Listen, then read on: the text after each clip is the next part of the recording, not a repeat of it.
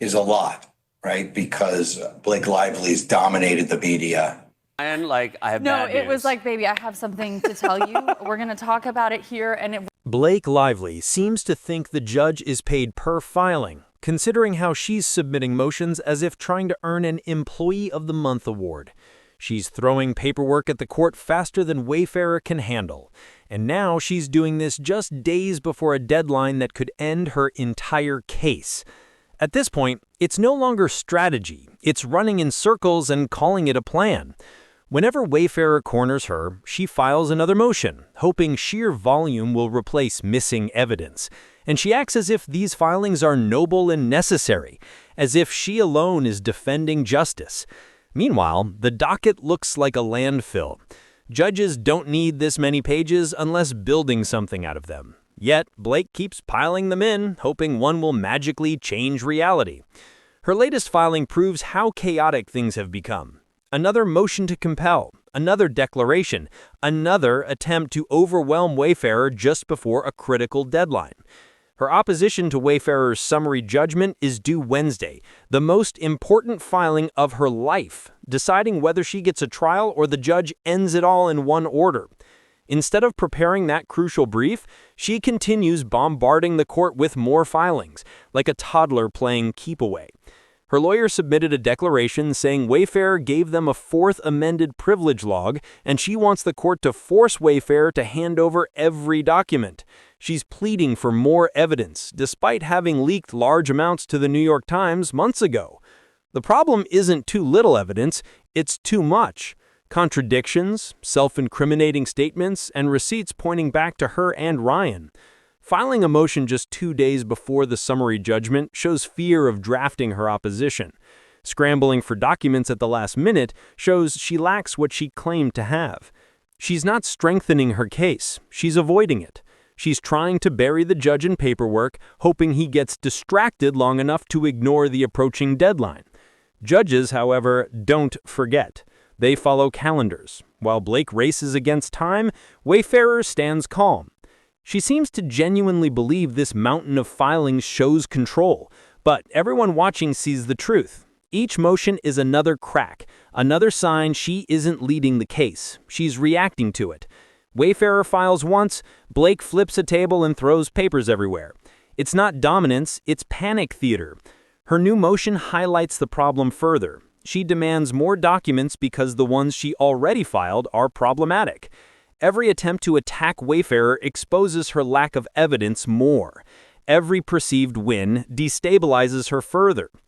If this were a movie, the audience would be yelling, "Throw in the towel!"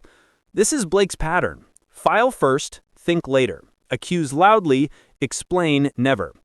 Noise buys time, creates confusion, and gives her and Ryan an illusion of momentum. But none of it changes the reality. Wednesday is coming, and summary judgment will silence the noise. Motions to compel can't hide evidence contradicting your story. Privilege logs don't erase timelines, leaked texts, or failed marketing stunts. The judge won't let her bury the truth under PDFs. Then there's the spoliation issue. Claiming Wayfairer deleting a few signal messages proves a conspiracy. Even her own timeline undermines this. The backlash didn't happen overnight. It built over weeks, visible in wardrobe choices, interviews, press tours, and marketing stunts, all mirrored by Wayfairer's responses. Blake can blame Signal, but the public reacted to her actions. Domestic violence, cocktail pairing, hair product stunt, off-key interviews. It was her team, maximum effort, and Ryan. Wayfairer's defenses were a mirror. Ironically, Blake's filings forced that mirror into the judge's hands. She tried to expose Wayfairer, but ended up exposing herself. Contradictions, media strategy, scramble for control, sidelining Baldoni, and obsession with narrative slipping away. Then there's Ryan Reynolds. Once Wayfairer presented their defenses, everything pointed back at him. Marketing disasters, tone-deaf promotions, the jealous husband skid, maximum effort fingerprints on each misstep, mixing domestic violence with alcohol and hair care branding, public backlash, failed spins. This wasn't a smear campaign. It was a marketing plan treating a serious story like an influencer rollout. Ryan became tangled because maximum effort set the tone and he executed it. Blake may be the face, but she didn't run this alone. She files motions to block Wayfairer's defenses, not to protect herself, but to protect him. Her desperation is visible. These last-minute filings aim less at winning and more at delaying the judge from seeing the collapse originated within her camp. She wants procedural weeds to obscure the wildfire and survive Wednesday. Panic filings don't erase facts. They reveal fear.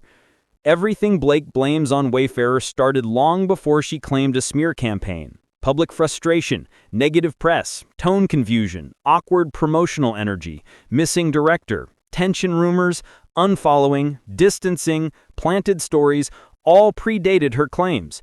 Her story falls apart because she's rewriting a timeline the internet already witnessed. She floods the docket, hoping the judge could be hypnotized by PDFs. Her team scrambles to undo the past 6 months, but you can't erase a narrative you created, nor erase a meltdown by filing another motion 2 days before a deadline. Now Blake overwhelms the judge, burdens Wayfairer, clings to signal messages, ignores the avalanche of evidence from her own side, fights procedural battles while losing substantive ones, and files motions to compel because her summary judgment opposition is weak. This isn't a winning plaintiff. It's someone losing control of the story she built. The louder she shouts over Wayfairer, the clearer it is she fears the judge reading the case without her noise. She can file every motion she wants, but it won't change the fact. The volcano she's been dancing around for months is finally erupting. No privilege log can shield her from Wednesday. That's my take.